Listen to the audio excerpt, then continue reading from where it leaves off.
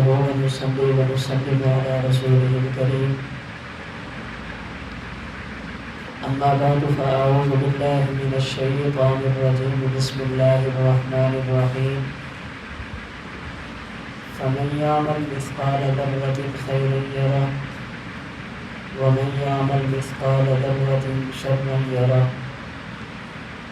اللهم صل على محمد وعلى آل محمد كما صليت على إبراهيم وعلى آل إبراهيم إنك حميد مجيد اللهم بارك على محمد وعلى آل محمد كما باركت على إبراهيم وعلى آل إبراهيم إنك حميد مجيد. اللہ رب العزت نے جو ہمیں دین عطا فرمایا، یہ دین دو چیزوں کا نام ہے. نمبر 1 اوامر، نمبر 2 نواہی. نمبر 1 کرنے والے کام اور نمبر 2 بچنے والی چیزیں. جو چیزیں کرنے والی ہیں انہیں خیر کہا جاتا ہے اور جن چیزوں سے بچا جاتا ہے انہیں شر کہا جاتا ہے. قرآن کریم میں اللہ رب العزت فرماتے ہیں فَمَن يَعْمَلْ مِثْقَالَ ذَرَّةٍ خَيْرًا يَرَهُ. جو آدمی دنیا میں چھوٹی سے چھوٹی خیر کرے گا، قیامت کے دن اللہ اس کو اس کی جزا اور بدلہ عطا فرمائیں گے. وَمَن يَعْمَلْ مِثْقَالَ ذَرَّةٍ شَرًّا يَرَهُ. اور جو آدمی شر کرے گا، اللہ کی نافرمانی کرے گا، اس کی سزا بھی اس کو دی جائے گی. صحابی رسول حضرت حذیفہ بن یمان رضی اللہ تعالی عنہ، جنہیں رسول اللہ صلی اللہ علیہ وسلم کا رازدان کہا جاتا ہے، رسول اللہ صلی اللہ علیہ وسلم نے انہیں بہت ساری باتیں ایسی بتائی ہیں جو راز کی تھی. بخاری شریف کی روایت میں ہے، حضرت حذیفہ فرماتے ہیں کان الناس یسألون رسول اللہ عن الخیر وکنت اسألہ عن الشر. صحابہ کرام رضی اللہ تعالی عنہم اجمعین رسول اللہ صلی اللہ علیہ وسلم سے خیر کے بارے میں پوچھتے تھے، اور میں حضور صلی اللہ علیہ وسلم کے بارے میں حضور سے شر کے بارے میں پوچھتا تھا. کیا معنی؟ صحابہ پوچھتے تھے کہ یا رسول اللہ ہم کیا کریں، اور میں ہمیشہ یہ پوچھتا تھا کہ حضور میں کن چیزوں سے بچوں. صحابہ کرنے کی چیزیں پوچھتے تھے اور میں بچنے کی چیزیں پوچھتا تھا.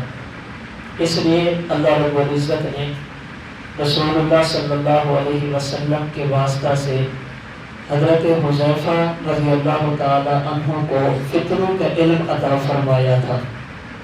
فتنوں کے بارے میں آپ بہت زیادہ گہری نظر رکھنے والے تھے. تو ہمارا دین یہ دو چیزوں کا نام ہے.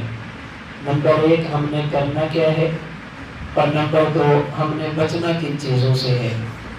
نمبر 1 خیر اور نمبر 2 شر.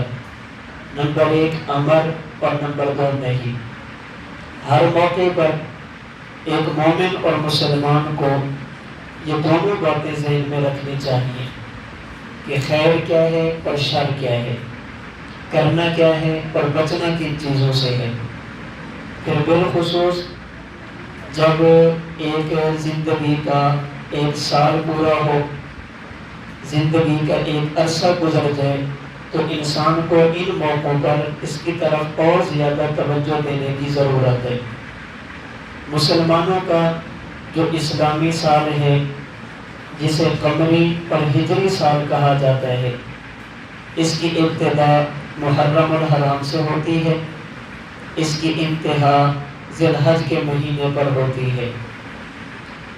یہ جو اسلامی سال شروع ہے 1444 ہجری، اس کا معنی یہ ہے کہ ہماری اسلامی تاریخ کے 1443 سال مکمل ہو گئے، 1444واں سال شروع ہو چکا ہے. اس ماہ محرم میں بھی کچھ کام ایسے ہیں جو ہمیں کرنے چاہیے، اور کچھ کام ایسے ہیں جن سے ہمیں بچنا چاہیے۔ میری یہ باتیں ان لوگوں کے لیے ہیں جو ہمارے اپنے ہیں، ہمارے مسلک کے لوگ ہیں، خود کو مسلمان کہتے ہیں، اہل سنت والجماعت کہتے ہیں۔ اگر کسی بندے کا مسلک کچھ اور ہے، وہ اپنے مسلک کی بات کریں، ہمیں ان سے کوئی لینا دینا نہیں ہے۔ ہم اپنی بات اپنے لوگوں کو سمجھاتے ہیں کہ اس ماہ محرم میں ہمیں کیا کرنا چاہیے اور کیا نہیں کرنا چاہیے، خیر کیا ہے اور شر کیا ہے، دین کن چیزوں کا حکم دیتا ہے اور کن چیزوں سے بچنے کی تلقین کرتا ہے۔ نئے آنے والے سال میں ایک مومن اور مسلمان ہونے کی حیثیت سے ہمیں کیا کرنا چاہیے؟ سب سے پہلا کام جو ہم نے کرنا ہے وہ ہے اللہ رب العزت سے دعاؤں کا اہتمام کرنا، اللہ رب العزت کے سامنے ہاتھ کو پھیلانا، اللہ رب العزت سے مانگنا۔ رسول اللہ صلی اللہ علیہ وسلم کی مبارک عادت تھی، جب بھی نیا مہینہ داخل ہوتا، شروع ہوتا، آپ علیہ الصلوۃ والسلام اللہ سے دعا مانگتے۔ مختلف دعائیں مختلف حدیث کی کتابوں میں مذکور ہیں۔ ان تمام دعاؤں کا خلاصہ یہ ہے، حضور اللہ سے مانگتے، اے باری تعالی آنے والے مہینے کو ہمارے لیے خیر اور برکت کا مہینہ بنا دے۔ اے اللہ جو اس مہینے میں آپ نے خیریں رکھی ہیں، برکات رکھی ہیں، وہ ہمیں عطا فرما دے۔ اے اللہ اس آنے والے مہینے میں ہمیں ایمان، صحت، سلامتی اور عافیت کے ساتھ اپنے احکام پر عمل کرنے کی توفیق عطا فرما۔ اے اللہ وہ اعمال کرنے کی توفیق عطا فرما جو آپ کی رضا کا ذریعہ بن جائیں۔ اس لیے مجھے اور آپ کو چاہیے کہ اس دعا کا زیادہ سے زیادہ اہتمام کریں، اللہ رب العزت سے خیر مانگیں، برکات مانگیں، ایمان، صحت، سلامتی اور اعمال والی اللہ سے زندگی مانگیں۔ نمبر 2، آنے والے دنوں میں جب نیا سال شروع ہو گیا، مجھے اور آپ کو جو دوسرا کام کرنا چاہیے وہ ہے اپنا محاسبہ کرنا، اپنے اعمال پر خود نظر کرنا۔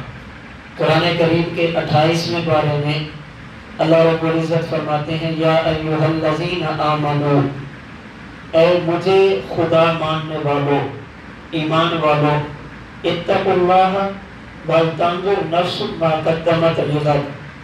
نمبر 1 اللہ سے ڈرو، اور نمبر 2 یہ دیکھو کہ ہم نے آنے والی زندگی کے لیے کیا کچھ تیار کر رکھا ہے۔ اپنا محاسبہ کرو، اپنے اعمال کا احتساب کرو، اپنے گریبان میں جھانکو، تقوی اختیار کرو اور محاسبہ کرو۔ تقوی کا مطلب کیا ہے؟ جن کاموں کے اللہ کرنے کا حکم دے انہیں کرو، جن کاموں سے اللہ پاک روک دیں ان سے رک جاؤ۔ اگر اللہ نے نیکی کا حکم دیا لیکن سستی کر بیٹھے ہو، اللہ سے معافی مانگو۔ جن کاموں سے اللہ نے روکا کر بیٹھے ہو، اس پر بھی اللہ سے معافی مانگو، اسے تقوی کہتے ہیں۔ نمبر 2 وَلْتَنْظُرْ نَفْسٌ مَا قَدَّمَتْ لِغَدٍ، اپنے اعمال کا محاسبہ کرو، اپنے اعمال کا محاسبہ کرو کہ ہم نے آنے والی زندگی کے لیے کتنے اعمال تیار کر رکھے ہیں۔ اس لیے ہم میں سے ہر شخص کو چاہیے تھوڑا سا وقت نکال کر خلوت میں بیٹھ جائیں، لائٹ بند کر لیں، پھر مراقبہ کریں، اپنے گریبان میں جھانکیں، کسی کو کچھ کہنے کی ضرورت نہیں۔ میری زندگی مجھے معلوم ہے، اس پر میں سوچوں جو سال گزرا ہے 1443 ہجری، اس میں نے کتنے نیک اعمال کیے، نمازیں کتنی پڑھی ہیں، میں نے روزے کتنے رکھے ہیں، زکوٰۃ فرض تھی میں نے کتنی دی ہے، قربانی واجب تھی میں نے کی ہے یا نہیں کی، میری فصل تھی میں نے عشر ادا کیا ہے یا نہیں۔ نیکیوں پر توجہ کرو۔ اور نمبر 2 اس سال میں نے کتنے گناہ کیے، اللہ رب العزت کو ناراضگی والے کتنے اعمال کیے۔ اس سال میں توجہ کرنے کے بعد اگر اعمال خیر ملے، نیکیاں ملیں، اس پر اللہ کا شکر ادا کریں۔ اللہ تیرا کرم ہے، تو نے نماز کی توفیق دی، تیرا کرم ہے تو نے عبادات کی توفیق دی۔ نیکیوں پر اللہ کا شکر ادا کریں، اور اگر گناہ ہو گیا، اللہ کی نافرمانی ہو گئی، اس پر فوراً اللہ سے معافی مانگیں، توبہ کریں، اللہ رب العزت کے سامنے گڑ گڑائیں۔ پھر توبہ کرنے کے ساتھ یہ دیکھیں جو اعمال میں نے غلط کیے ہیں، گناہ کیے ہیں، ان کی تلافی کی صورت ہے یا نہیں۔ اگر ان کی تلافی ہو سکتی ہے، اللہ سے معافی بھی مانگی جائے اور تلافی بھی کی جائے۔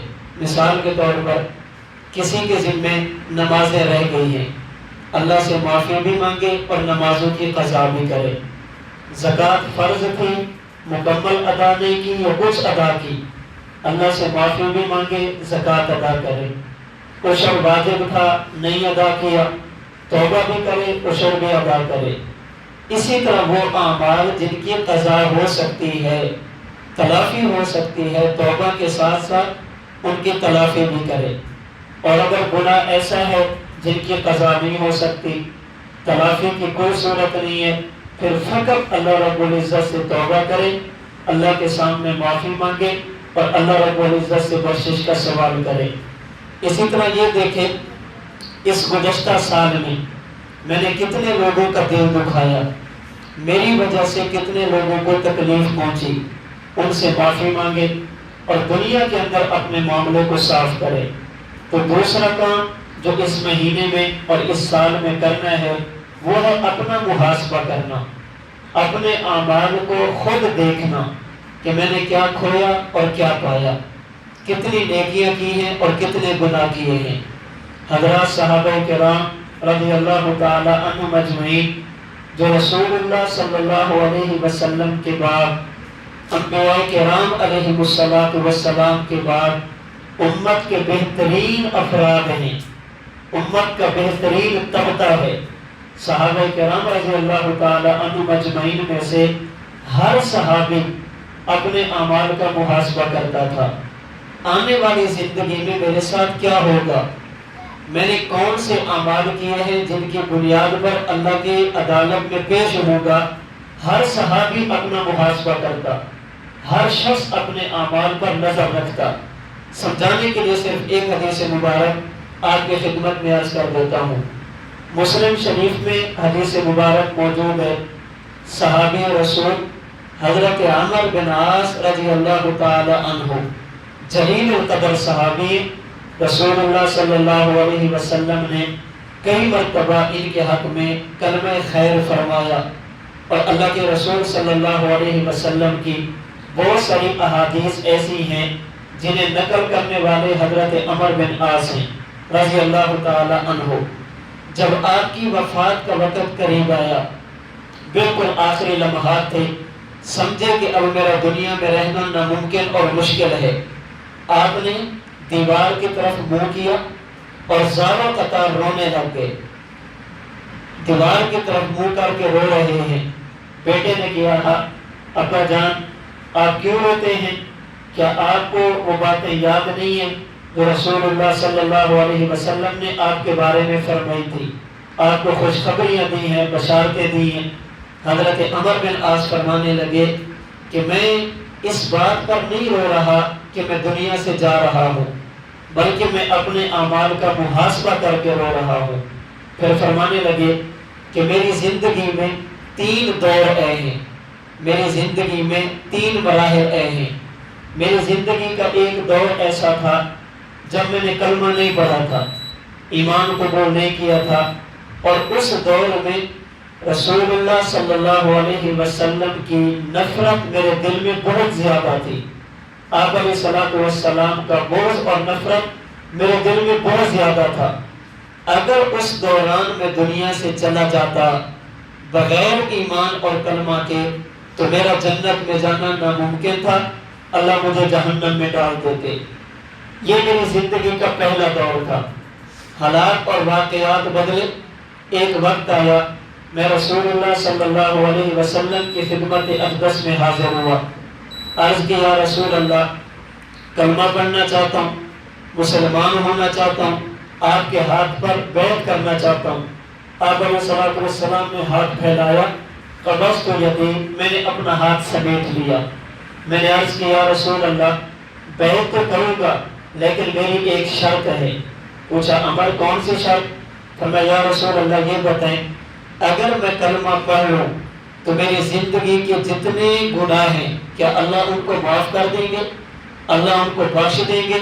فرمایا عمر ایمان، اسلام اور کلمہ یہ ایسی چیز ہے جن کی وجہ سے اللہ پاک انسان کی زندگی کے گزشتہ گناہوں کو معاف فرما دیتے ہیں۔ الاسلام یہدم ما کان قبلہ، زندگی کے پہلے گناہ معاف ہو جاتے ہیں۔ اسی طرح اللہ کی رضا کے لیے، اللہ کے دین کے لیے اپنے وطن کو چھوڑ دینا کہ یہاں پر عبادت نہیں کر سکتا، فلاں علاقے میں جاؤں گا تو عبادت کروں گا، ہجرت، اس کی وجہ سے بھی اللہ گناہوں کو معاف کر دیتے ہیں۔ اسی طرح بیت اللہ کا حج کرنا ایمان کی حالت میں، جو شخص حج کرتا ہے، حج بھی ایک ایسی عبادت ہے جس کی وجہ سے زندگی کے گزشتہ گناہ معاف ہو جاتے ہیں۔ گویا کہ حضور نے فرمایا ایمان لانے سے تمہاری زندگی کے گزشتہ سارے گناہ معاف ہو جائیں گے۔ فرماتے میں نے حضور کے ہاتھ پہ ہاتھ رکھا، میں نے کلمہ پڑھا، ایمان قبول کیا۔ یہ میری زندگی کا دوسرا دور تھا، اور اس دور میں میرے دل میں اگر کسی کی سب سے زیادہ محبت تھی تو وہ اللہ کے رسول صلی اللہ علیہ وسلم تھے۔ سب سے زیادہ پیار میں حضور سے کرتا تھا، اور آپ کی عظمت، آپ کی تعظیم میرے دل میں کتنی تھی؟ فرماتے میں حضور کا اتنا ادب اور احترام کرتا تھا کہ حضور کو آنکھ اٹھا کر دیکھتا بھی نہیں تھا۔ اس لیے آج اگر کوئی بندہ مجھ سے سوال کرے کہ اے عامر تم اللہ کے رسول کے صحابی ہو، ذرا بتائیے تو صحیح کہ حضور کا حلیہ کیسا تھا؟ فرماتے اللہ کی قسم میں حضور کا حلیہ بیان نہیں کر سکتا۔ کیوں؟ میں نے تعظیم کی وجہ سے، احترام کی وجہ سے کبھی حضور کو آنکھ اٹھا کر جی بھر کے نہیں دیکھا۔ میں جب بھی آپ کی مجلس میں بیٹھتا اپنی گردن کو جھکا کر بیٹھتا۔ فرماتے اس دوران اگر میں دنیا سے چلا جاتا مجھے یقین ہے کہ اللہ پاک مجھے جنت عطا فرما دیتے۔ میری زندگی کا تیسرا دور رسول اللہ صلی اللہ علیہ وسلم کی رحلت کے بعد سے لے کر آج تک کا زمانہ ہے۔ اس دوران میں نے جو اعمال کیے وہ اعمال کیسے تھے پتہ نہیں اللہ قبول فرماتے ہیں یا نہیں فرماتے۔ پہلے تو حضور موجود تھے، وہی کا سلسلہ جاری تھا۔ اگر کوئی مسئلہ پیش آتا ہم حضور کی خدمت میں حاضر ہو جاتے، یا رسول اللہ یہ کام کیا ہے، اگر ٹھیک ہوتا تو آپ فرماتے صحیح ہے، اگر کوئی کمی کوتاہی ہوتی تو حضور فرماتے اس کی اصلاح کرو۔ اس تیسرے دور میں جو میں نے اعمال کیے ہیں، اب پتہ نہیں ان اعمال کی وجہ سے اللہ رب العزت مجھے معاف کرتے ہیں، مجھے جنت دیتے ہیں، یا اللہ رب العزت میرے ساتھ کیا معاملہ کرتے ہیں۔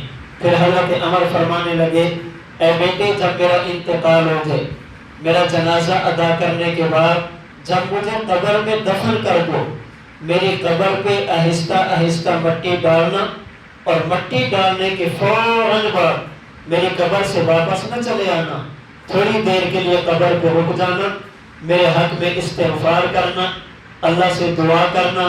کیوں؟ فرمایا اس لیے کہ جب بندہ قبر میں جاتا ہے اس کے پاس دو فرشتے آتے ہیں جو اس سے سوال کرتے ہیں، میں چاہتا ہوں کہ تم میری قبر پہ تھوڑی دیر کے لیے رک جاؤ تاکہ تمہارے ساتھ ماموس ہو کر میں فرشتوں کے سوالوں کے جواب دے سکوں۔ عرض کرنے کا مقصد ایک ہے کہ دیکھیں حضرت عمر بن عاص رضی اللہ تعالی عنہ رسول اللہ صلی اللہ علیہ وسلم کے صحابی ہیں، ایمان کی حالت میں اللہ کے نبی سے ملاقات کی، ایمان کی حالت میں دنیا سے چلے گئے۔ ہمارا ایمان ہے، ہمارا عقیدہ ہے، اللہ کے نبی کا صحابی ہونا کتنے بڑے اعزاز کی بات ہے۔ اس وقت اگر پوری دنیا میں انسانوں کی آبادی 7 ارب اور 40 کروڑ ہے، ان تمام کے تمام لوگوں کو آپ کلمہ پڑھا کے سارے لوگوں کو مسلمان بنا دیں، پھر ان تمام کے تمام لوگوں کو قرآن کریم کا حافظ بنا دیں، قرآن کریم کا قاری بنا دیں، دین کا عالم بنا دیں، انہیں مفسر، محدث، فقیہ بنا دیں، 5 وقت کا نمازی، رات کا تہجد گزار، دن کا روزہ رکھنے والا، حج کرنے والا، جہاد کرنے والا، ساری نیکیاں ان کے اندر رکھ دیں، ہمارا ایمان ہے 7 ارب اور 40 کروڑ یہ سارے کے سارے نیک لوگ ایک طرف ہو جائیں اور اللہ کے رسول صلی اللہ علیہ وسلم کا ایک صحابی ایک طرف ہو جائے، یہ 7 ارب 40 کروڑ مل کر بھی کسی ایک صحابی کے مقام تک نہیں پہنچ سکتے۔ سب سے اعلیٰ مقام ہے صحابی ہونا، اللہ کے رسول صلی اللہ علیہ وسلم سے ایمان کی حالت میں ملاقات کر لینا، یہ کیسا اعزاز ہے۔ آج ہم میں سے کسی بندے کے بارے میں یہ گارنٹی نہیں دی جا سکتی اللہ پاک کسے جنت دیں گے۔ صحابہ کرام امت کا وہ طبقہ ہے جن کے بارے میں اللہ نے قرآن میں فرمایا وَكُلًّا وَعَدَ اللَّهُ الْحُسْنَىٰ، اے میرے نبی کے صحابہ جو تم میں سے پہلے ایمان لے یا تم میں سے بعد میں ایمان لے ہے، میں اللہ تمام کے ساتھ جنت کا وعدہ کرتا ہوں۔ اللہ تمام کو جنت عطا فرمائیں گے جن کے جنتی ہونے کا وعدہ اللہ نے قرآن کریم میں فرمایا، وہ اپنے اعمال کا محاسبہ کتنا کر رہے ہیں، انہیں آخرت کا کتنا ڈر ہے۔ اب مجھے اور آپ کو فیصلہ کرنا ہے کہ میں اور آپ اپنے اعمال کا محاسبہ کتنا کریں۔ تو دوسرا کام، اس آنے والے سال میں، نئے سال میں اور آپ اپنے اعمال کا محاسبہ کریں۔ یہ سوچیں کہ یہ جو سال گزرا ہے، اس سال میں ہم نے نیکیاں کتنی کی ہیں، ہم سے گناہ کتنے ہوئے۔ اگر نیکیاں ہیں اللہ کا شکر ادا کریں، کمی اور کوتاہی ہے اس کے تدارک کی کوشش کریں، اگر گناہ ہو گئے اللہ سے معافی مانگیں اور آئندہ گناہ نہ کرنے کا عزم اور ارادہ کریں۔ نمبر 3، جو تیسرا کام ہم نے اس سال میں کرنا ہے وہ یہ کہ میں اور آپ اپنی تاریخ کو ذہن میں رکھیں۔ توجہ رکھیے، یہ جو سال شروع ہوا 1444 ہجری، اس کا معنی یہ ہے کہ ہمارا ایک سال مکمل ہو گیا، آگے نیا سال شروع ہو گیا۔ اس نئے سال کے شروع ہونے کا مقصد یہ صرف سال نہیں ہے، ایک تاریخ ہے جو سال کے بدلنے سے ایمان والوں کو ذہن میں رکھنی چاہیے۔ دنیا کی بعض قومیں ہیں جو اپنی تاریخ کو متعین کرتی ہیں، سال کو متعین کرتی ہیں، پھر اسی حساب سے اپنا حساب اور کتاب کرتے ہیں۔ اور تاریخ متعین کیوں کرتے ہیں؟ تاکہ سال کے بعد جب وہ تاریخ آئے تو ہمیں وہ واقعہ یاد آ جائے کہ اس تاریخ کو کون سا واقعہ پیش آیا تھا، وہ واقعہ ذہن میں ہونا چاہیے۔ مثال کے طور پر وہ لوگ جو سیدنا نوح علیہ السلام کے زمانے میں تھے، ان میں سے چند ایک ایسے تھے جنہوں نے ایمان قبول کیا، باقی وہ تھے جنہوں نے کلمہ نہیں پڑھا۔ اللہ رب العزت نے طوفان بھیجا جس کی وجہ سے اللہ نے کفار کو تباہ کر دیا، غرق کر دیا۔ جو لوگ بچ گئے انہوں نے اپنی تاریخ کا آغاز کیا اس دن سے جس دن کفار تباہ ہوئے اور ایمان والے بچ گئے۔ اس کا مقصد کیا تھا؟ ایک سال کے بعد جب وہی تاریخ آئے گی تو ہمیں یاد آئے گا کہ یار وہی دن ہے جس دن کے اندر اللہ کے نافرمانوں پر عذاب آیا تھا اور فرما برداروں کو نجات ملی تھی۔ اس کا مقصد کیا ہوگا؟ ہم اللہ کی نافرمانی سے بچیں گے، فرما برداری کریں گے، یہ ہماری ایک تاریخ ہوگی۔ آج عذاب کو 2 سال ہو گئے، 3 سال ہو گئے، 4 سال ہو گئے، ہماری نجات کو اتنے سال ہو گئے۔ وہ اس پر اپنی تاریخ کی بنیاد رکھتے، وہ لوگ جو سیدنا عیسیٰ علیہ السلام کا کلمہ پڑھتے ہیں، جنہیں نصارہ اور عیسائی کہا جاتا ہے، انہوں نے اپنے سال کے لیے تاریخ کو بنیاد بنایا حضرت عیسیٰ علیہ السلام کی ولادت۔ جب ان کا سال تبدیل ہوتا ہے گویا انہیں یہ یاد کراتا ہے کہ یہ دن وہ ہے جس دن ہمارے نبی کی ولادت ہوئی تھی۔ ہمارے نبی کی ولادت کو 100 سال ہو گیا، 200 سال ہو گئے، 300 سال ہو گئے۔ انہوں نے تاریخ متعین کی ہے حضرت عیسیٰ علیہ السلام کی ولادت پر۔ جیسے ہمارے ہاں زمیندار، کاشتکار، کسان یہ ایک خاص بنیاد پر تاریخیں متعین کرتے ہیں تاکہ سال گزرنے کے ساتھ ساتھ ہمیں پتہ چلے یہ کس فصل کا موسم ہے، یہ کون سا مہینہ ہے، اس میں واقعات اور حالات کیا ہیں۔ رسول اللہ صلی اللہ علیہ وسلم کی امت نے یہ جو ہجری سال مقرر کیا جس کے 1443 سال مکمل، 1444واں شروع، اس کی بنیاد کون سا واقعہ ہے؟ حضرت عمر بن خطاب رضی اللہ تعالی عنہ کے دور خلافت میں اس پر بحث چلی کہ مسلمان اپنی تاریخ کی بنیاد کس واقعہ کو بنائیں تاکہ جب سال نیا شروع ہو تو مسلمانوں کو وہ واقعہ یاد آ جائے، وہ تاریخ مسلمانوں کو یاد آ جائے۔ ایک رائے یہ تھی ہمیں بنیاد بنانا چاہیے رسول اللہ صلی اللہ علیہ وسلم کی ولادت باسعادت کو، جس سال حضور پیدا ہوئے اسی سے تاریخ کو شروع کیا جائے۔ جب حضور علیہ الصلوۃ والسلام کی ولادت باسعادت ہوئی وہاں سے سال کو شروع کرنا چاہیے تاکہ جب سال ہو تو ہمیں پتہ چلے حضور کی ولادت کو 100 سال ہو گیا، آپ کی ولادت باسعادت کو 200 سال ہو گئے، 300 سال ہو گئے۔ ہمیں تاریخ کی بنیاد بنانا چاہیے جناب رسول اللہ صلی اللہ علیہ وسلم کی ولادت باسعادت کو۔ بعض حضرات کی رائے یہ تھی کہ نہیں، جب اللہ نے حضور کے سر مبارک پر نبوت کا تاج رکھا، آپ نے اعلان فرمایا ایھا الناس انی رسول اللہ الیکم جمیعا، ہمیں تاریخ کی بنیاد حضور کی نبوت کو بنانا چاہیے تاکہ پتہ چلے اعلان نبوت کو 2 سال ہو گئے، 50 سال ہو گئے، وہ تاریخ آئے گی ہمیں یاد کرے گی کہ یہ وہ تاریخ ہے جب اللہ کے نبی کو اللہ کے نبی نے اعلان نبوت فرمایا۔ بعض کی رائے یہ تھی کہ بنیاد بنایا جائے ولادت کو، بعض کی رائے یہ تھی کہ نہیں، بنیاد بنایا جائے نبوت اور بعثت کو، لیکن ان دونوں پر خدشات تھے۔ پہلا خدشہ، اگر ہم حضور کے لیے اسلامی سال کے لیے بنیاد بنے حضور کی ولادت کو تو یہ تو عیسائی بھی کر رہے ہیں، تو ہم اور عیسائی اکٹھے ہو جائیں گے۔ ان کا سال شروع ہوتا ہے حضرت عیسیٰ کی ولادت سے، ہمارا سال شروع ہوگا حضور کی ولادت سے، اور ہمارے ہاں بنیاد ولادت نہیں ہے، ہمارے ہاں بنیاد کچھ اور ہے، کیونکہ ہمارے پاس جناب رسول اللہ صلی اللہ علیہ وسلم کی زندگی کی ایک ایک چیز محفوظ ہے، عیسائیوں کے پاس محفوظ نہیں ہے، اس لیے انہوں نے بنیاد ولادت کو بنایا۔ اس لیے یہ نہیں کر سکتے تاکہ عیسائیوں کے ساتھ مشابہت نہ ہو۔ اچھا جی پھر نبوت کو بنا لیں، جب حضور نے اعلان نبوت فرمایا وہاں سے اسلامی سال شروع کریں، فرمایا کہ یہ بھی نہیں ہو سکتا۔ کیوں؟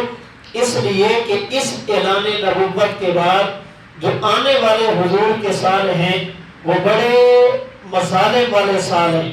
اللہ کے نبی کو اس دوران تکلیفیں دی گئی، اس دوران کلمہ پڑھنے کا معنی اپنے آپ کو موت کے منہ میں ڈالنا تھا، اس لیے وہ دور بھی مناسب نہیں ہے۔ اچھا جی پھر بنیاد کیا رکھی جائے؟ حضرت عمر بن خطاب نے فرمایا اسلامی سال کی ابتدا کے لیے اس تاریخ کو بنیاد بنایا جائے جہاں سے مسلمانوں کا عروج شروع ہوا۔ اللہ رب العزت نے انہیں طاقت عطا فرمائی، استحکام عطا فرمایا، فتوحات اور غلبہ عطا فرمایا۔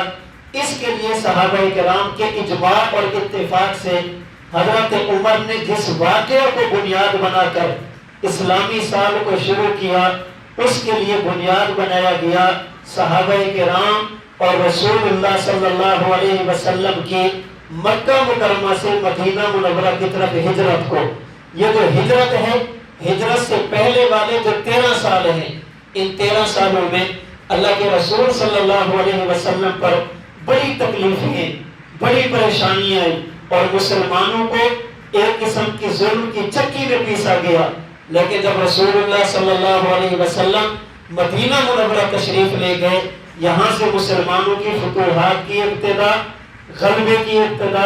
اب حضور عبادت کرتے ہیں، کوئی رکاوٹ نہیں ہے، دین کی بات کرتے ہیں، کسی قسم کی رکاوٹ نہیں، ظلم اور ستم کا نام و نشان نہیں۔ یہ اللہ کے رسول صلی اللہ علیہ وسلم کے غلبے کا دور تھا، قوت کا دور تھا، استحکام اور مضبوطی کا دور تھا۔ اللہ رب العزت نے ایک آزاد ریاست رسول اللہ صلی اللہ علیہ وسلم کو عطا فرمائی تھی۔ تو صحابہ کرام کے مشورے سے سیدنا عمر بن خطاب رضی اللہ تعالی عنہ نے اسلامی سال کی ابتدا کے لیے بنیاد کس کو بنایا؟ رسول اللہ کی ہجرت کو۔ آج 1444 ہجری کا معنی یہ جب سال شروع ہوتا ہے، یہ مسلمانوں کو یاد کراتا ہے، مسلمانوں یہ تاریخ وہ ہے جب دین کے لیے تمہارے نبی نے اپنا گھر چھوڑا، جب دین کے لیے تمہارے پیغمبر نے بیت اللہ کو چھوڑا، جب دین کے لیے تمہارے پیغمبر نے خاندان کو چھوڑا، جب دین کے لیے تمہارے نبی نے حجر اسود کو چھوڑا، جب دین کے لیے اپنے قبیلے اور برادری کو چھوڑا، جب دین کے لیے صحابہ کرام پر تکالیف آئی، مصیبتیں آئی، پریشانیاں آئی، اور اتنا ان پر زمین تنگ کی گئی کہ انہوں نے مکہ مکرمہ سے مدینہ منورہ کی طرف ہجرت کی، اور آج اس ہجرت کو 1443 سال پورے ہو چکے ہیں اور 1444 سال شروع ہو چکا ہے۔ یہ ہماری ایک تاریخ ہے۔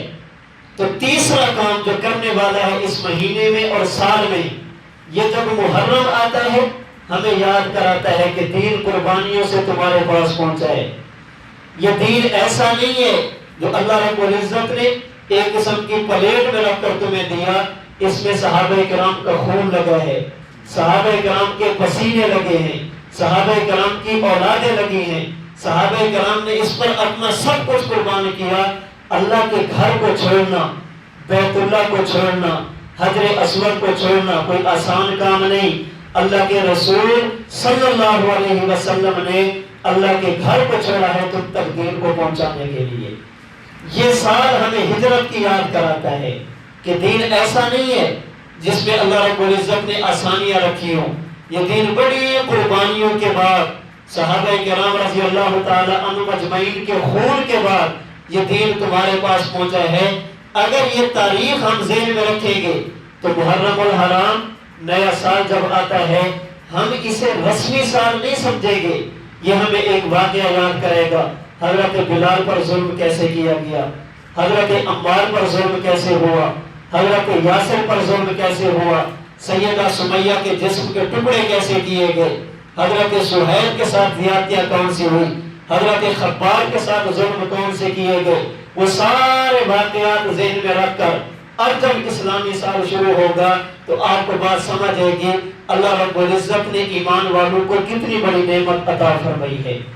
یہ جو آج بعض لوگ ڈیرے پہ بیٹھ کر، ہوٹل پہ بیٹھ کر ادھر سے حقہ کھینچیں گے، ادھر سے صحابہ پر باتیں کریں گے، ادھر سے چائے پیئیں گے، ادھر سے صحابہ پر باتیں کریں گے، اور بعض لوگ اسلام کے لباس میں، تحقیق اور ریسرچ کے لباس میں، مذہب کی بنیاد پر میڈیا پہ بیٹھ کر اسلامی لیکچرار بن کر صحابہ کرام رضی اللہ تعالی عنہم اجمعین کی مقدس جماعت پر حملہ کرنے کی کوشش کرتے ہیں۔ اللہ کی قسم یہ جب محرم کا مہینہ آتا ہے کبھی بیٹھ کر پڑھیں اور سنیں 13 سال مکہ مکرمہ میں وہ کون سا ظلم ہے جو صحابہ کے ساتھ نہیں ہوا۔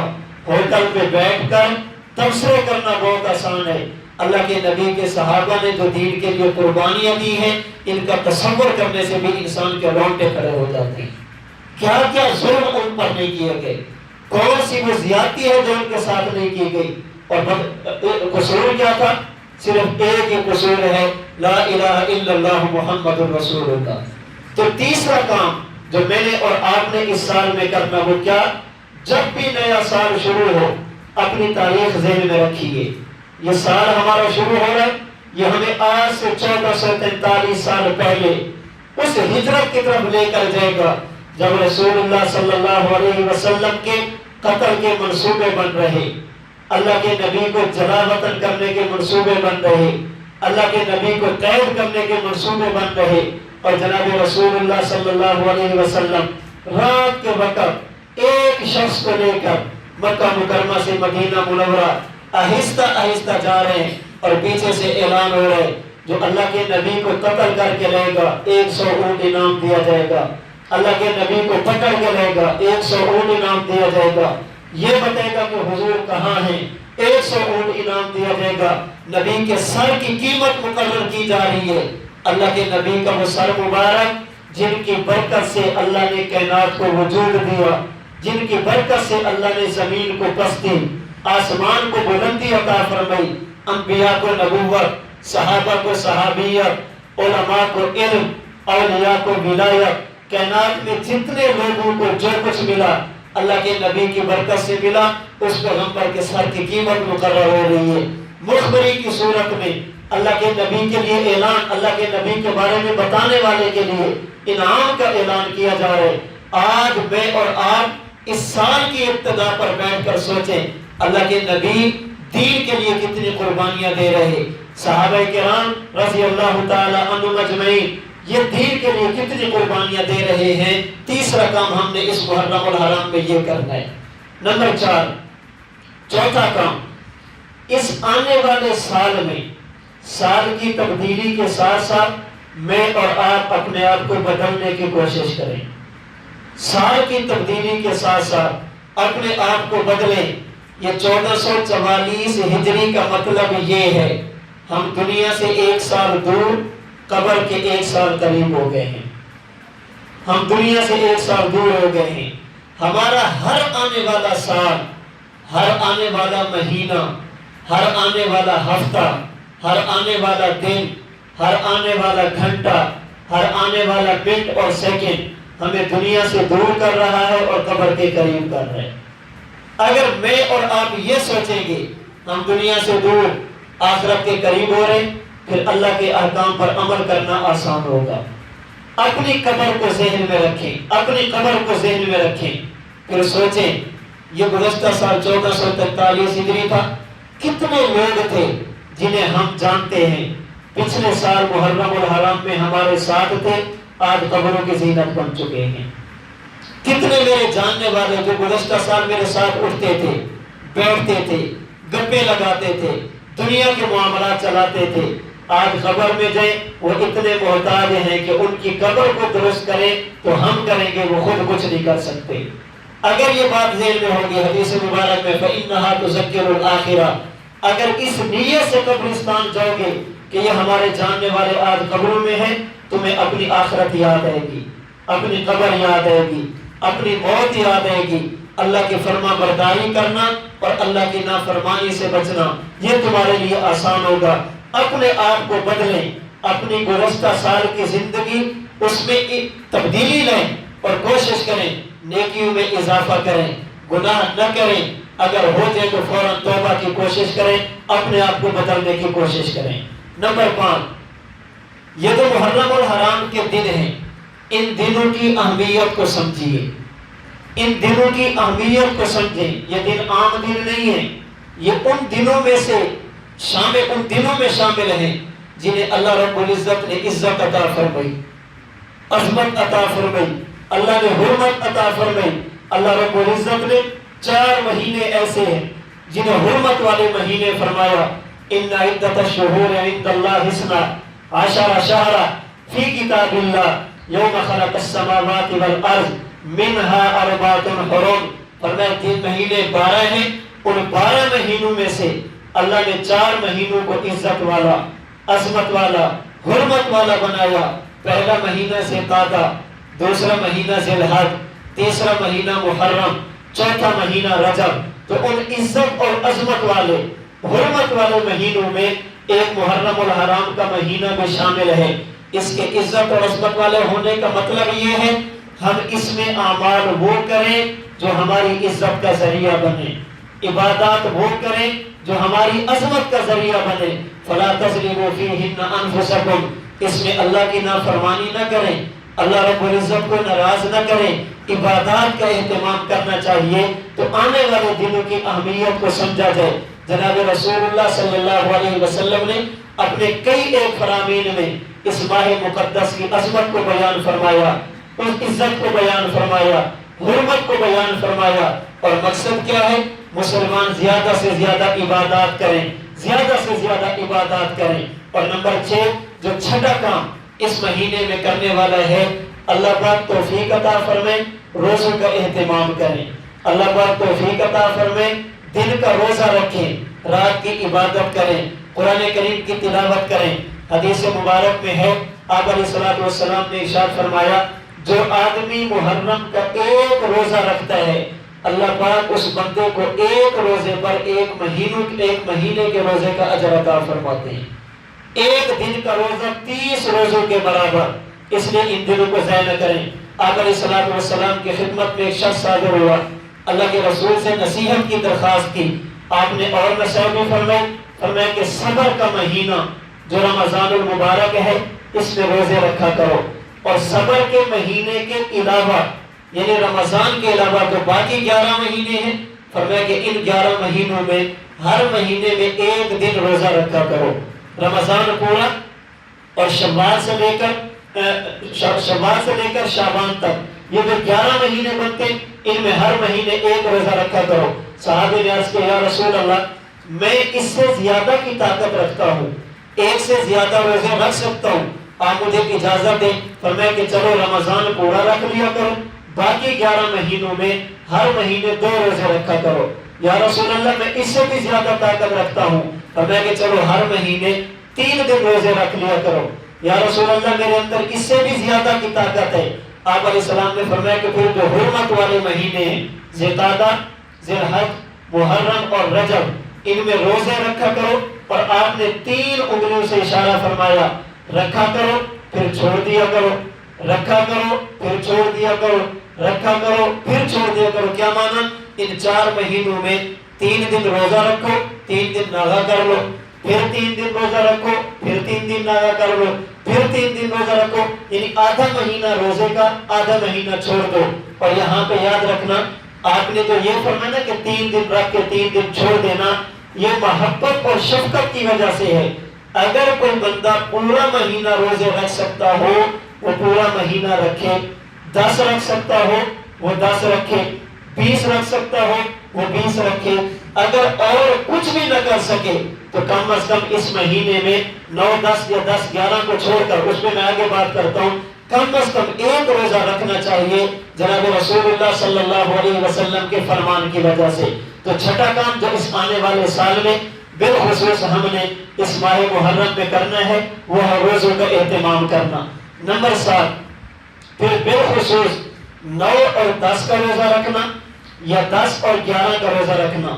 ہم نے سمجھ لیا ہے کہ 10 محرم یہ کھانے پینے کا دن ہے، یہ کھانے پینے کا دن نہیں، یہ عبادت کا دن ہے۔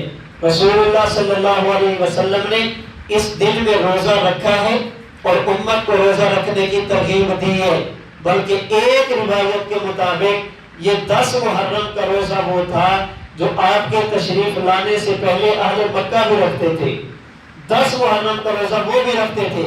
آپ علیہ السلام مکہ مکرمہ سے مدینہ منورہ تشریف لے گئے، آپ نے وہاں پہ یہودیوں کو دیکھا وہ 10 محرم کا روزہ رکھتے ہیں۔ آپ علیہ السلام نے پوچھا کہ یہ 10 محرم کا روزہ کیوں رکھتے ہو؟ انہوں نے بتایا وجہ یہ ہے اس 10 محرم کو حضرت موسیٰ علیہ السلام اور ان کے ماننے والوں کو اللہ نے نجات عطا فرمائی تھی، ہم ان کے ساتھ محبت کا اظہار کرتے ہیں اور اس بنیاد پر ہم روزہ رکھتے ہیں۔ جناب رسول اللہ صلی اللہ علیہ وسلم نے فرمایا ہم حضرت موسیٰ علیہ السلام سے پیار تم سے زیادہ کرتے ہیں، اتنا تعلق تمہارا حضرت موسیٰ سے نہیں جتنا تعلق ہمارا ہے۔ کیوں؟ تم صرف زبانی محبت کا اظہار کرتے ہو، ہم عملی محبت کا اظہار کرتے ہیں۔ حضرت موسیٰ کی باتوں پر تم عمل نہیں کرتے، مسلمان عمل کرتے ہیں۔ کیوں؟ حضرت موسیٰ کی تعلیمات میں تھا جب آخری نبی تشریف لے لوگوں میری بات نہیں ان کی بات ماننا، میرا کلمہ نہیں ان کا کلمہ پڑھنا، تورات کی بات نہیں قرآن کریم کی بات کرنا، یہودیت کی نہیں دین اسلام کی بات کرنا، تو ان کے ساتھ تو محبت ہم زیادہ کرتے ہیں تم نہیں کرتے۔ آپ علیہ السلام نے روزہ رکھا، پھر اس موقع پر فرمایا اگر اللہ نے مجھے زندگی عطا فرمائی میں آئندہ سال فقط 10 کو روزہ نہیں رکھوں گا، اللہ نے توفیق دی اس کے ساتھ یا تو 9 کا روزہ رکھوں گا یا پھر اس کے ساتھ 11 کا روزہ رکھوں گا، تاکہ حضرت موسیٰ سے محبت کا اظہار بھی ہو جائے اور یہ بھی پتہ چل جائے کہ روزہ رکھنے والے یہودی نہیں بلکہ مسلمان ہیں۔ 9 یا 10 کا روزہ رکھنا یا 10 اور 11 کا روزہ رکھنا، اللہ پاک توفیق عطا فرمائے، اس کا اہتمام کرنا چاہیے۔ 8واں کام جو اس مہینے میں ماہ محرم میں ہم نے کرنا ہے، اس کا تعلق ہے فقط 10 محرم کے ساتھ۔ شعب الایمان بیہقی کی روایت کے مطابق آپ علیہ السلام نے فرمایا اگر تم یہ چاہو اللہ رب العزت پورا سال تمہارے اوپر رزق کے دروازے کھول دے، اللہ پاک تمہارے رزق میں وسعت اور برکت عطا فرمائے، اس کا ایک نسخہ اور طریقہ یہ ہے، یوم عاشورہ یعنی 10 محرم کو اپنے گھر والوں پہ، اپنے اہل و عیال پہ وسعت تم کرنا، آنے والے سال میں وسعت تم پر میرا اللہ فرما دے گا۔ من وسع علی نفسہ و عیالہ وسع اللہ علیہ سائر سنتہ، فرمایا جو آدمی 10 محرم الحرام کو اپنے اہل و عیال پہ وسعت کرتا ہے، اللہ پورا سال اس پر رزق کے دروازے کھول دیتے ہیں، اللہ پاک وسعت اور برکتیں عطا فرما دیتے ہیں۔ اللہ توفیق عطا فرمائے، یوم عاشورہ اپنے گھر والوں پہ وسعت کریں۔ ایک بات میں عرض کرتا ہوں، یوم عاشورہ یہ وسعت کا دن ہے، لیکن اس کا تعلق اپنے گھر کے ساتھ ہے۔ یہ جو حضور نے فرمایا کہ اللہ رزق میں وسعت دے گے، کب؟ جب اپنے گھر والوں پہ وسعت کرو گے۔ صدقہ خیرات کرنی چاہیے، اس کے لیے پورا سال ہے۔ ہمارے کیا ہوتا ہے، ہم سمجھتے ہیں کہ اس دن میں صدقہ خیرات دوسروں پر کیا جائے۔ حضور فرماتے ہیں نا، اس دن اپنے گھر والوں پہ وسعت کیجئے، اللہ پاک تمہارے اوپر وسعت فرمائیں گے۔ آپ کہیں گے روزہ رکھنا ہے، پھر وسعت کیسے؟ آپ سحری میں وسعت کر لیں، افطاری میں وسعت کر لیں، ایک کی بجائے 2 چیزیں لیں، سحری اور افطاری میں اپنے دسترخوان کو وسیع کریں، اپنے گھر والوں کو وسعت کریں، اللہ پاک رزق کے دروازے کھول دیں گے۔ ہم عموماً اس موقع پر ایسا کام کرتے ہیں جس میں خرچ زیادہ ہوتا ہے لیکن فائدہ نہیں ہوتا۔ دیگیں پکا دیں، سبیلے لگا لیں، ان کا تعلق اس دن کے ساتھ نہیں ہے۔ میں نے گزارش کی، جو کرتا ہے وہ جانے، اس کا کام جانے۔ میں نے اور آپ نے سمجھنا ہے کہ اس دن میں ہم نے کیا کرنا ہے۔ روزہ رکھیں، اپنے اہل و عیال پر، اپنے گھر والوں پہ وسعت کریں، اللہ رب العزت تمہارے رزقوں کے اندر وسعت عطا فرما دیں گے۔ نامہ کام جو اس مہینے میں کرنے والا ہے وہ ہے اپنے ایمان کی حفاظت کرنا، اپنے دین کی حفاظت کرنا۔ ایمان اور دین کی حفاظت کے لیے ضروری ایسی بات پڑھیں جن سے صحابہ اور آل دونوں کی محبت دل میں ہے، ایسی بات بیان کریں جن سے صحابہ کی بھی محبت دل میں ہے، آل کی بھی محبت دل میں ہے۔ ایسی بات کو سنیں جن کی وجہ سے صحابہ کی محبت اور آل کی محبت دل میں ہے۔ ان دنوں میں ایسی بات پڑھنا، ایسی بات کہنا، ایسی بات سننا جس کی وجہ سے صحابہ کی نفرت دل میں آ جائے، یا اللہ کے رسول صلی اللہ علیہ وسلم کی آل، آپ کے گھرانے، آپ کے اہل بیت، آپ کی ازواج مطہرات کسی ایک کی نفرت کے دل میں آ گئی، اپنے ایمان کا جنازہ اٹھا بیٹھیں گے، ایمان ختم ہو جائے گا۔ کسی ایک صحابی سے بھی بغض رکھنا، کسی ایک صحابی سے بھی نفرت کا اظہار کرنا اور اس کو پھر دین کا حصہ سمجھنا، یہ ایمان کو تباہ کر کے رکھ دیتا ہے۔ ہمارا عقیدہ ہے صحابہ اور آل یہ ہمارے ایمان کے 2 پر ہیں، صحابہ اور آل یہ ہمارے ایمان کے 2 پر ہیں۔ پرندے کا ایک پر کاٹ دو، پرواز نہیں کر سکتا، صحابہ اور آل میں سے کسی ایک کو نکال دو تو یاد رکھنا دین میں باقی نہیں بچتا۔ اللہ کے نبی کے صحابہ ہوں، نبی کی ازواج ہوں یا نبی کی آل ہوں، یہ سارے کے سارے ہمارے ایمان کا حصہ ہیں۔ ان سے محبت کرنا ہمارا ایمان ہے۔ ان میں سے کسی ایک سے بھی بغض رکھنا، کسی ایک سے بھی نفرت کا اظہار کرنا، صحابہ سے محبت کر کے آل سے نفرت کرنا، آل سے محبت کر کے ازواج سے نفرت کرنا، ازواج کی محبت کی آڑ میں آل کی نفرت دل میں بٹھانا، یہ ایک مومن اور مسلمان کی شان نہیں۔ ہم اس بندے سے محبت اپنے ایمان کی بنیاد سمجھتے ہیں جس نے ایمان کی حالت میں اللہ کے رسول صلی اللہ علیہ وسلم سے ملاقات کی، اللہ کے نبی صلی اللہ علیہ وسلم کے ساتھ، آپ کے ساتھ ایمان کی حالت میں ملاقات کی۔ وہ صحابی ہو تب، وہ ازواج مطہرات ہو تب، وہ آل رسول ہو تب، تو ان دنوں میں ہر کسی کو پڑھے نہیں، ہر کسی کو سنے نہیں، پڑھے وہ جن کی وجہ سے صحابہ اور اہل بیت کی محبت دل میں ہے، سنے وہ جن کی وجہ سے صحابہ اور اہل بیت کی محبت دل میں ہے۔ اس کے لیے مستند علماء، مستند واقعات، ان کی طرف توجہ کریں، آپس میں باتیں گھڑنا، گھڑ کے ان کی نسبت آل کی طرف کرنا اور ایسی بات کرنا جن کی وجہ سے آل کی عزت بھی ختم ہو جائے، عظمت بھی ختم ہو جائے، حرمت بھی ختم ہو جائے۔ اپنے آپ کو ان چیزوں سے بچانا چاہیے۔ 10واں کام جو اس مہینے میں نے اور آپ نے کرنا ہے، اس مہینے میں نے اور آپ نے کرنا ہے وہ کیا؟ ہم دنیا کو بتائیں صحابہ اور آل ان کا آپس میں پیار تھا، نفرت نہیں تھی۔ اللہ کے نبی کی اولاد ہو یا پیغمبر کے صحابہ ہوں، رحماء بینہم، یہ آپس میں شیر و شکر تھے، آپس میں ایک دوسرے سے محبت کرنے والے تھے، ایک دوسرے سے نفرت کرنے والے نہیں تھے۔ اور یاد رکھنا، میں ایک جملہ عرض کرتا ہوں، اس روئے زمین پر آج تک چشم فلک نے ایسا شخص نہیں دیکھا جو صحابہ کرام سے بڑھ کر نبی کی آل سے پیار کرنے والا ہو۔ سب سے زیادہ نبی کی آل سے پیار کرنے والے صحابہ کرام تھے۔ پھر صحابہ کرام میں بالخصوص حضرت ابو بکر، حضرت عمر، حضرت عثمان جنہیں خلفائے ثلاثہ کہتے ہیں، حضرت علی کے خاندان سے اگر اس روئے زمین پر کوئی سب سے زیادہ محبت کرنے والا تھا تو یہ تین شخص تھے، سب سے زیادہ۔ بخاری شریف اٹھائیے، حضرت ابو بکر صدیق قسم اٹھا کے فرماتے ہیں، لوگوں اللہ کی قسم، مجھے اپنے گھرانے سے زیادہ نبی کے گھرانے سے پیار ہے، مجھے اپنی اولاد سے زیادہ نبی کی اولاد سے پیار ہے۔ میں اپنے پیٹ پر پتھر باندھ سکتا ہوں اللہ کے نبی کی اولاد، نبی کے آل کے لیے، میں اپنا پیٹ کاٹ سکتا ہوں اللہ کے نبی کی آل اور اولاد کے لیے۔ بلکہ بخاری شریف کی ایک روایت کے مطابق حضرت ابو بکر، حضرت علی امام اور مقتدی، ابو بکر امام، علی مقتدی، مسجد نبوی سے نکلے، مدینہ کی گلیوں میں جانے لگے۔ حضرت حسین، حضرت حسن رضی اللہ تعالیٰ عنہ کھیل رہے تھے۔ حضرت ابو بکر صدیق رضی اللہ تعالیٰ عنہ نے حضرت حسن کو دیکھا، پھر دیکھ کر فرمانے لگے، بھی ابھی میرے ماں باپ قربان ہو جائیں، حسن تو بیٹا علی کا ہے لیکن لگتا مشابہ اللہ کے نبی کے ہے، بیٹا علی کا ہے لیکن تجھے دیکھتا ہوں تو مجھے اپنا نبی یاد آتا ہے، تجھے دیکھتا ہوں مجھے کملی والے کی صورت نظر آتی ہے۔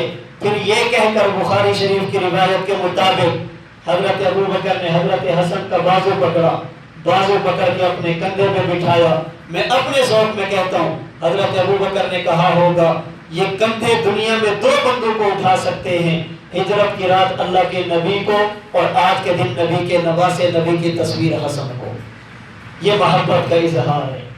سب سے زیادہ محبت کرنے والے حضرت ابو بکر صدیق تھے۔ پوچھئے دنیا سے، حقائق کو نہ چھپایا جائے، اللہ کے نبی کی وفات کے بعد حضرت فاطمہ الزہرا رضی اللہ تعالی عنہا 6 مہینے تک بیمار ہوئی۔ ان 6 مہینوں میں حضرت فاطمہ کی عیادت کرنے والی، حضرت فاطمہ کی بیمار پرسی کرنے والی، حضرت فاطمہ کی ضرورت کو پورا کرنے والی کون ہے؟ لوگ جس عورت کا نام لیں گے وہ ابو بکر صدیق کی بیوی ہوگی۔ 6 مہینے تک حضرت فاطمہ کی عیادت کرنے والی اللہ کے نبی کے صحابی ابو بکر صدیق کی بیوی۔ یہ جو تمہیں بتایا جاتا ہے، حضرت فاطمہ نے وصیت کی تھی میرا جنازہ رات کے وقت اٹھانا تاکہ کسی غیر محرم کی نگاہ میرے کفن پر بھی نہ پڑے۔ پوچھئے حسنین کریمین تک حضرت فاطمہ کی اس وصیت کو کس عورت نے پہنچایا؟ جس عورت نے وصیت کو پہنچایا اسے ابو بکر کی بیوی کہتے ہیں۔ رات کے وقت جب جنازہ ہوا، پوچھئے جنازے کا امام کون؟ مشہور روایت کے مطابق حضرت علی نے حضرت ابو بکر کا ہاتھ پکڑا اور میں ابو بکر جب آپ موجود ہوں تو فاطمہ کا جنازہ کوئی اور نہیں پڑھا سکتا۔ کون کہتے ہیں کہ آپس میں لڑائیاں تھی؟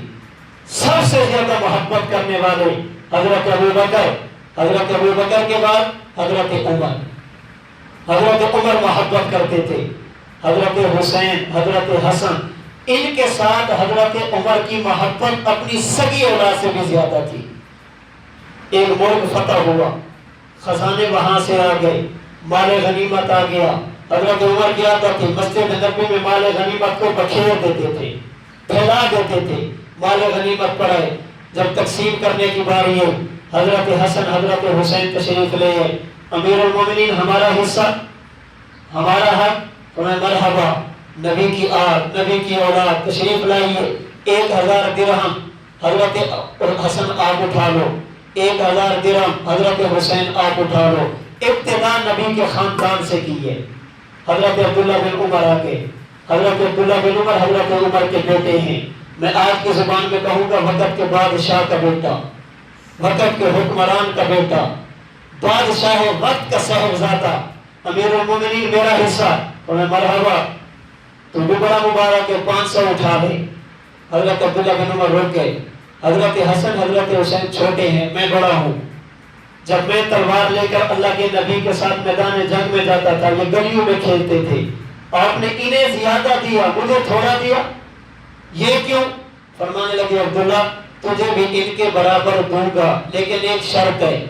حضرت وہ کیا؟ ابا جان وہ کیا؟ امیر المومنین وہ کیا؟ فرمایا باپ ایسا لے کر آؤ جو ان کے باپ جیسا ہو، نانا ایسا لے کر آؤ جو ان کے نانا جیسا ہو، نانی ایسی لے کر آؤ جو ان کی نانی جیسی ہو، خالہ ایسی لے کے آؤ جو ان کی خالہ جیسی ہو۔ ان کا باپ علی ہے، ان کا والد علی ہے، ان کی والدہ فاطمہ ہے، ان کا نانا کملی والا، نانی سیدہ خدیجہ الکبریٰ، خالہ سیدہ زینب، سیدہ رقیہ، سیدہ ام کلثوم۔ تیرا باپ ان کے باپ جیسا نہیں، تیرا نانا ان کے نانے جیسا نہیں، تیری نانی ان کی نانی جیسی نہیں، تیری خالیں ان کی خالیں جیسی نہیں، اس لیے عمر ان کو زیادہ دے گا، تجھے تھوڑا دے گا۔ حضرت حسین رضی اللہ تعالی عنہ کو حضرت عمر بن خطاب نے فرمایا ملاقات ہو گئی، کبھی کبھی ہمارے پاس آیا کرو۔ الاصابہ فی تمیز الصحابہ میں حافظ ابن حجر اسقلانی نے لکھا، حضرت حسین دعوت دی کہ کبھی کبھی ہمارے پاس آیا کرو۔ چند دن گزرے، دوبارہ ملاقات ہوئی، حسین میں نے کہا تھا کبھی کبھی آیا کرو۔ حضرت حسین فرمانے لگے میں آیا تھا، فرمایا ملے کیوں نہیں، ملاقات کیوں نہیں کی؟ فرمایا میں جب آیا دروازے پر آپ کے بیٹے عبداللہ بیٹھے تھے، میں نے پوچھا امیر المومنین کا کسی کام میں مصروف ہیں، اندر جانے کی اجازت نہیں۔ فرماتے میں نے یہ سوچ کر واپسی کا راستہ اختیار کیا، جب حضرت عمر کے بیٹے کو اجازت نہیں تو مجھے اجازت کیوں؟ حضرت عمر کی آنکھوں میں آنسو آ گئے۔ فرمایا حسین یہ اجازت عبداللہ کے لیے ضروری ہے، آپ کے لیے کوئی ضروری نہیں، یہ اجازت آپ کے لیے ضروری نہیں، آپ دن کو ہیں یا رات کو ہیں، جتنا بھی ضروری کام ہوگا وہ سارے بعد میں، آپ پہلے۔ پھر حضرت عمر نے ایک جملہ کہا، فرمایا حسین آج جو کچھ اللہ نے مجھے عطا فرمایا، اللہ کے فضل اور کرم کے بعد اس عطا میں اگر کسی کا حصہ ہے تو تمہارے گھرانے کا ہے۔ میں کون تھا؟ میں کون تھا؟ حضرت عمر بن خطاب اپنے دور خلافت میں جا رہے ہیں، ایک وادی سے گزرے، تھوڑی دیر کے لیے رک گئے، اپنی عقل کچھ سوچنے لگ گئے۔ ساتھ والوں نے پوچھا کیا ہوا؟ فرمایا کہ بچپن یاد آ گیا، ماضی یاد آ گیا۔ حضرت کیا ہوا؟ فرمایا یہی وادی تھی، میں اونٹ چراتا تھا، میرا والد مجھے مارتا تھا، مجھ سے اونٹ نہیں سنبھالے جاتے تھے، کہتا تھا عمر تجھ سے اونٹ نہیں سنبھالے جاتے، دنیا میں کرے گا کیا؟ کہتے اس وقت یہ تھا کہ اسی وادی کے اندر مجھ سے اونٹ نہیں سنبھالے جاتے، مجھے دنیا کا ڈر ہوتا تھا۔ اور آج ایسا وقت ہے اس روئے زمین پر اگر عمر کو کسی کا ڈر ہے تو صرف ایک ذات ہے اللہ کی، باقی کائنات میں مجھے عمر کو کسی کا کوئی ڈر نہیں ہے۔ آج اللہ نے مجھے اتنی عزت عطا فرمائی، میں حسین ہمیں تو جو کچھ ملا آپ کے گھرانے سے ملا۔ آج اگر میں زمین پہ درہ ماروں مدینہ میں آنے والا زلزلہ رک جاتا ہے، یہ برکت تمہارے گھرانے کی ہے۔ اگر آج میں خط لکھوں دریائے نیل کا پانی جاری ہو جاتا ہے، یہ برکت تمہارے گھر کی ہے۔ اگر میں چادر پھینکوں آنے والی آگ واپس چلی جاتی ہے، یہ برکت تمہارے گھرانے کی ہے۔ مدینہ منورہ مسجد نبی منبر رسول پہ بیٹھ کر یا ساریت الجبل کہوں ہوا ہزاروں میل دور، میری آواز کو حضرت ساریہ کے کانوں میں پہنچا دیتی ہے، برکت تمہاری ہے۔ آج اگر یہ جانور بھی میری بات مانتے ہیں تمہارے خاندان کی وجہ سے، اگر میں کلمہ نہ پڑھتا مجھے یہ اعزاز کہاں سے ملتا؟ میں تمہارے گھرانے کی غلامی نہ کرتا مجھے یہ اعزاز کہاں سے ملتا؟ اس لیے حسین یاد رکھو، آج کے بعد تمہیں اجازت کی ضرورت نہیں، میرا سگا بیٹا آئے گا تو پوچھ کر آئے گا، تم آنا چاہو تو پوچھنے کی کوئی ضرورت نہیں ہے۔ یہ حضرت عمر سے حضرت عمر حضرت حسین سے پیار کر رہے ہیں، اور حضرت عثمان اللہ اکبر، حضرت عباس حضرت عثمان جا رہے ہوتے سواری پہ سوار، حضرت عباس سامنے آ جاتے، حضرت عثمان سواری سے اتر جاتے تھے۔ نبی کا چچا آ رہا ہے، نبی کے گھرانے کا فرد آ رہا ہے، میں سواری پہ سوار ہوں، یہ مجھ سے نہیں ہو سکتا۔ اسی وجہ سے ان کی آپس میں محبت تھی، آپس میں محبت تھی، کوئی نفرت نہیں تھی۔ یہی وجہ ہے حضرت عثمان رضی اللہ تعالی عنہ پر جب باغیوں نے آپ پر گھیرا تنگ کیا، آپ کو گھر میں بند کیا، آپ کو نظر بند کیا، 40 دن کے قریب آپ کو نظر بند کیا گیا۔ پوچھئے کسی سے، اس دوران حضرت عثمان رضی اللہ تعالی عنہ تک پانی کو پہنچانے والے کون تھے؟ حضرت عثمان بن عفان رضی اللہ تعالی عنہ کے گھر کا پہرا دینے والے کون تھے؟ وہ جو تمہیں افراد ملیں گے نا، ان میں ایک نام حضرت حسن کا ہوگا، ایک نام حضرت حسین کا ہوگا۔ اس لیے جو صحابہ کا ہے وہ اللہ کے نبی کی آل کا ہے، جو صحابہ کا نہیں وہ اللہ کے نبی کی آل کا نہیں۔ صحابہ کرام میں سے نبی کے گھرانے نے صحابہ کرام رضی اللہ تعالی عنہم اجمعین کے ساتھ محبت کا اظہار کر کے بتا دیا، جن کے دل میں ہماری محبت ہوگی ان کے دل میں صحابہ کی محبت ضرور ہوگی۔ علی کے چاہنے والوں کے دل کالے نہیں ہوتے، علی کے چاہنے والوں کے دل کالے نہیں ہوتے، جہاں نور ولایت ہو وہاں تالے نہیں ہوتے۔ علی زادوں نے بتلایا تحفظ کر کے عثمان کا، علی زادوں نے بتلایا تحفظ کر کے عثمان کا، جو رکھیں بغض عثمان سے علی والے نہیں ہوتے۔ حضرت عثمان سے محبت ہو، آل سے پیار ہو، حضرت عثمان سے محبت ہو، علی سے محبت نہ ہو، ایسا نہیں ہو سکتا۔ حضرت عثمان سے محبت ہوگی تو علی سے ہوگی۔ جس دل میں حضرت عثمان کی نفرت، اس دل کے اندر اللہ کے نبی کی آل کی محبت نہیں ہو سکتی۔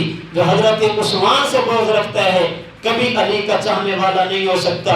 تو ہم اللہ کے نبی کے صحابہ، ان کے ساتھ محبت بھی اپنا ایمان سمجھتے ہیں۔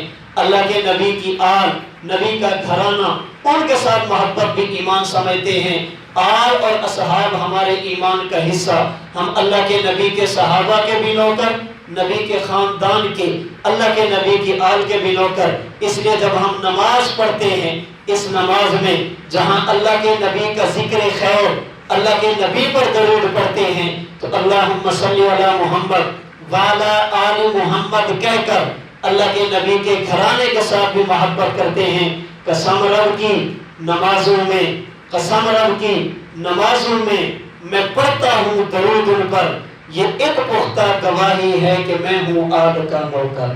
ہم صحابہ کرام رضی اللہ تعالی عنہم اجمعین سے محبت کرتے ہیں، تو مجھے اور آپ کو یہ سمجھنا چاہیے 1444 ہجری کا پہلا مہینہ ماہ محرم الحرام، اس مہینے میں ہم نے کیا کرنا ہے؟ میں نے 10 باتیں آپ کی خدمت میں عرض کی۔ نمبر 1، ہم دعاؤں کا اہتمام کریں، آنے والے سال میں اللہ سے خیر مانگیں، بھلائی مانگیں، عافیت مانگیں، نیکی والی زندگی مانگیں۔ نمبر 2، اپنے اعمال کا محاسبہ کریں، گزشتہ سال میں ہم نے کیا کھویا، کیا پایا۔ نمبر 3، ماہ محرم ہم اپنی تاریخ یاد کریں، یہ دین ہم تک پہنچا صحابہ اور نبوت کی قربانی سے۔ نمبر 4، اپنے آپ کو بدلنے کی کوشش کریں، اپنی زندگی میں اعمال کے اعتبار سے، نیکیوں کے اعتبار سے اضافہ کریں، اپنے آپ کو بدلیں۔ نمبر 5، آنے والے دنوں کی قدر کریں، اعمال کی طرف توجہ کریں۔ نمبر 6، اللہ توفیق عطا فرمائے، روزے رکھیں۔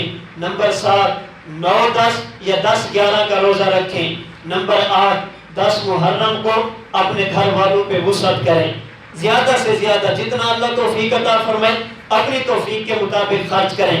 نمبر 9، صحابہ اور اہل بیت دونوں کے ساتھ محبت کریں، کسی ایک کے ساتھ نفرت نہیں ہونی چاہیے۔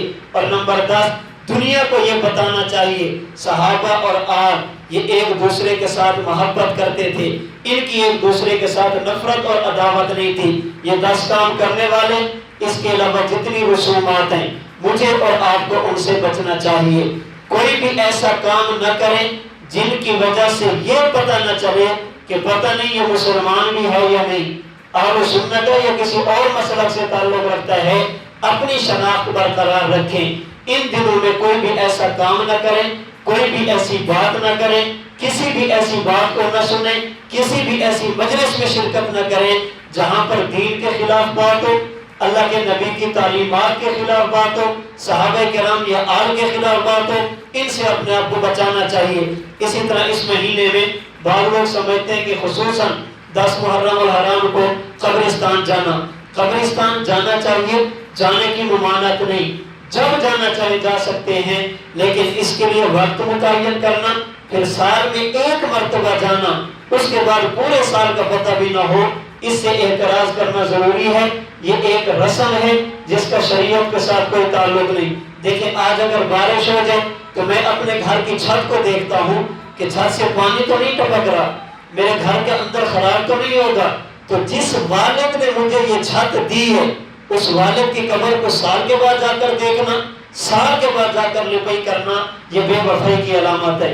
روزانہ جانا چاہیے، بارش ہوئی جا کر دیکھنا چاہیے، قبر خراب تو نہیں ہوگی، اندر پانی تو نہیں چلا گیا، تو سال کے بعد اس کو خاص کرنا، پھر وہاں پہ جا کر دال پھینکنا، پتہ نہیں کیا کچھ کیا جاتا ہے۔ ہمارے بعض علماء فرماتے ہیں کہ اگر پھینکنا بھی ہو تو پھر بکرے کا گوشت ڈالیں، یہ تو نہیں کہ خود بکرے کا گوشت کھائیں اور والد کی قبر پر مونگی کی دال ڈال رہے ہیں، کیا بات ہے؟ اس سے اپنے آپ کو بچانا چاہیے۔ تو جو 10 کام کرنے والے ہیں ان دنوں میں ان پر توجہ دینی چاہیے اور رسومات سے اپنے آپ کو بچانا چاہیے۔ اس پوری گفتگو کا خلاصہ آپ یوں بھی کہہ سکتے ہیں، ان دنوں میں ہم وہ کام کریں جو اللہ اور اللہ کے رسول کی رضا والا ہو، اور ایسے کام سے بچیں جو اللہ اور اللہ کے رسول کی نافرمانی والا ہو۔ اللہ تعالیٰ مجھے اور آپ کو آنے والے سال کی، آنے والے دنوں کی قدر کرنے کی توفیق عطا فرمائے۔ گزشتہ سال میں جتنی کمیاں کوتاہیاں ہوں گی اللہ ان کو معاف فرما دے، جو نیک اعمال کیے ہیں اللہ پاک اپنے کرم سے انہیں قبول فرمائے، اور آنے والے دنوں میں اللہ پاک اپنے محبوب کی رضا والے اعمال کی ہم سب کو توفیق عطا فرمائے۔ وآخر دعوانا ان الحمد للہ رب العالمین۔